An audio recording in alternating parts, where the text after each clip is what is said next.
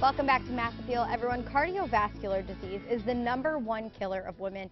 And during this American Heart Month, Angela Smith and Theresa Eckstein are here with tips to take charge of your heart health. This is so important to talk about, not only this month, but all year round. And we're going to get into your story in just a little bit. But first, Angela, let's discuss why this month of awareness even exists in the first place, because it's striking the amount of people that die from heart disease. Right, and I think most people think heart disease is a man's disease, and actually it is the #1 killer for men, but it also is the #1 killer for women, and it is just such a good month to bring awareness to heart disease for all of us in the community and around this area. And I think it's so important that we have this conversation, because a lot of people may not even realize the signs and the symptoms that come along with it. They might just think, you know, they're having a cold or the flu or something like that, but it can actually be so much worse than that. And you were actually able to take charge of your health a couple of years ago, and I want to share your story because it's very powerful. Okay, well, I was diagnosed at age 40 with heart disease, and I was told that I had a year to live. And that was back in 2005, and Wow. they said I had congestive heart failure. There's a history on my paternal side. My father died at age 55, and my brother in 2016, he just passed at age 55 as well. Wow, I'm so and sorry. Thank you. I'm age 52. So, you know, kind of a light really turned on, like, you know, I really got to get serious. I mean, I've won leading lady, and I've been active with Go Red since 2006, because I was diagnosed in 2005.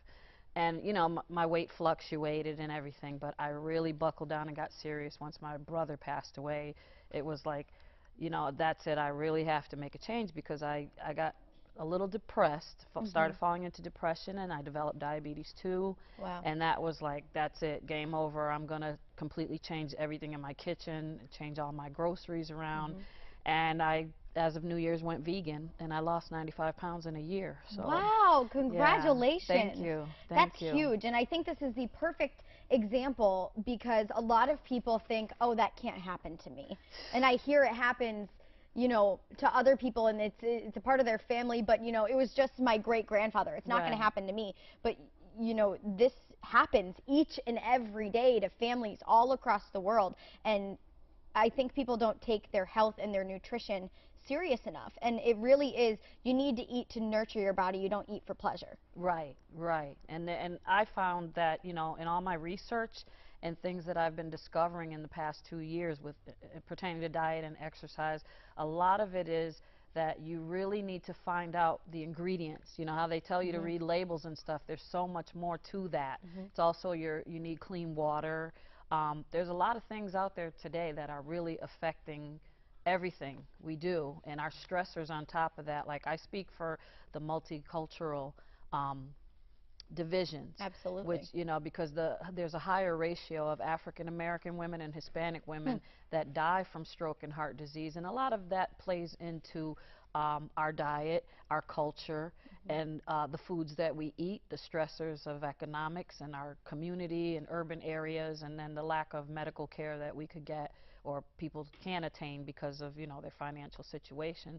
So, and also, like I said, with diet, you know, there's a cultural aspect of what we eat, soul food or Spanish food. Well, and that's something that you're brought into. It's not like, you know, at age 20 you're going to start eating like this, but it's foods that, you know, it brings back memories of the family, and it's exciting and it's happy, but it really is something that you have to look out for. And it's hard, because when the holidays come up, that's the big one. You know, everyone gets together, and when they cook, it's a loving thing when they introduce you to these special dishes and all that. But with all the knowledge that I've received with being with the American Heart Association, I've learned different ways to implement how you can cook it in a different way, so you reduce your calories and cholesterol and things like that. So, you know, I'm very proud of all the efforts that I've been making and strides I've been making in collaboration with Go Red for Women. Congratulations. Thank you. It's huge. Now, Angela, unfortunately we are running out of time, but I do want to emphasize that there is that light at the end of the tunnel. Even if you have